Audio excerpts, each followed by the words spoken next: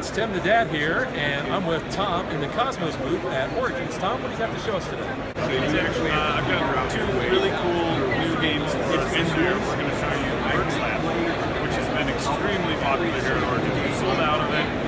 We just can't hold on to it because it's just getting so much buzz. Everyone who plays it is that. And we're also going to show you Brutal Kingdom, which is one of the most beautiful card games you'll ever see. It's got great artwork, but it's also a very tight, mean game where you're a high player at interaction. We like mean games because my daughter is very spiteful. Any chance she gets to stick it to the old man, she does. So, all right, so let's go take a look at it. Great. This is MacLeod, and a quick explanation of what this game is. It's a little bit of a party game, but it was also nominated for the German Mensa Award, so it gives you a little bit of an idea. It's a little bit rowdy, but it's a little bit thoughtful. So do I need to be like super smart in order to play it? You don't need to be super smart, but I think it would help if you are using your brain. You can play this while you're, distracted, but you really should be thinking about it. So the way that this works is you break up your group into two teams, and the orange team and the blue team. Each team is going to have a clue giver, or a storyteller, is what the rule book says. And each of these storytellers are going to have a key word that they want their teammates to get. The interesting thing is it's the same word.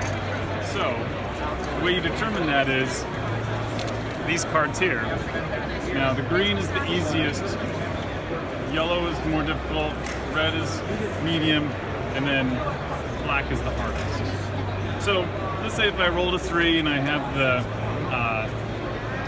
clue is Olympic Games, what I'm going to do, I'm going to use these cards in front of me, they would be in front of me, to try and get my teammates to guess the word. The other players are trying to guess the same word. So they're seeing their clue givers' words and cards, and my team is seeing my words and cards. So maybe I have this kind of set up. Maybe if I do this, maybe this helps understand if I'm trying to do like Olympic Games, maybe sports and circle and country is big. I don't know. Like these are the things you try to put together to get your teammates to guess the word.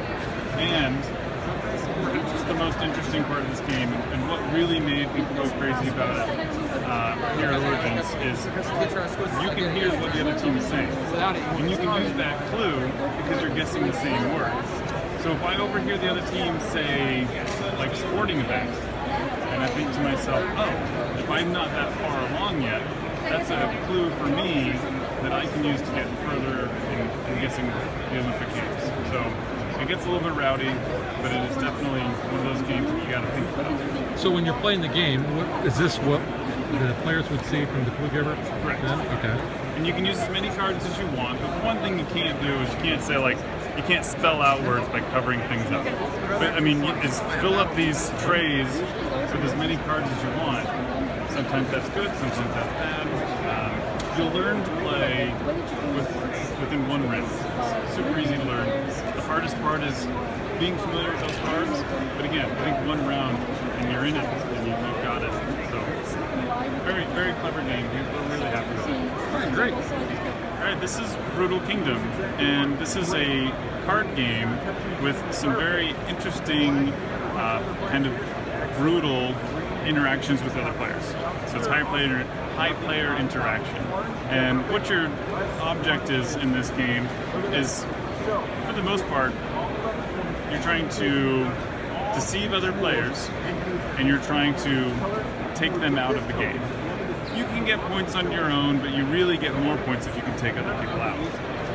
So the way that this works is you start by getting 2 cards with a dark background. You take one for yourself and hand the other one to the player on your left. And then you get 2 cards with a light background.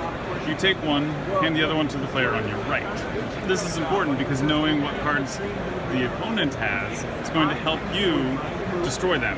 But at the same time, they also know what cards you have. So some of these cards are going to be mean. Some of them are going to help you, but for the most part, they're all about interaction.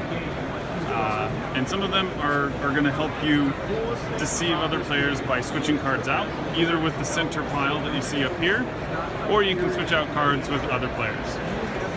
This is also kind of like a narrative story. It's supposed to happen over 4 chapters, and so 4 rounds. And at the end of the game, if you have any of these, end of the round, if you have any of these little tokens, you're going to get tokens from the pool. The interesting thing about that is, and I think this is probably my favorite rule of the game, those tokens are only worth as much as there are left in the pool.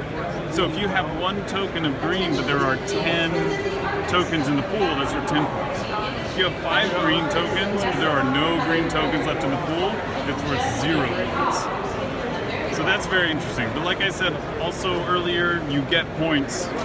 These points here are all for eliminating other characters. And that you can do by playing certain cards. Like you can tell this guy, he wants to take someone out.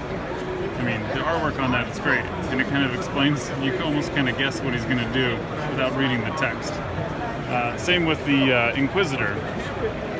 And then some of these characters are a little bit nicer, like the Saint. This is a very safe card to play at the end of the game, and you'll learn as you play a round or two, certain cards are better to play at the beginning, certain cards are better to play at the end. So there's a way to mitigate what your opponents know about your hand and what you know about theirs. It's a game by Michael Reineck, who did Pillars of the Earth, who's doing Palm of Fire. The artwork's beautiful. We're really happy with this game. It's doing really well, and yeah, so that's it. All right, so thanks a lot, Tom.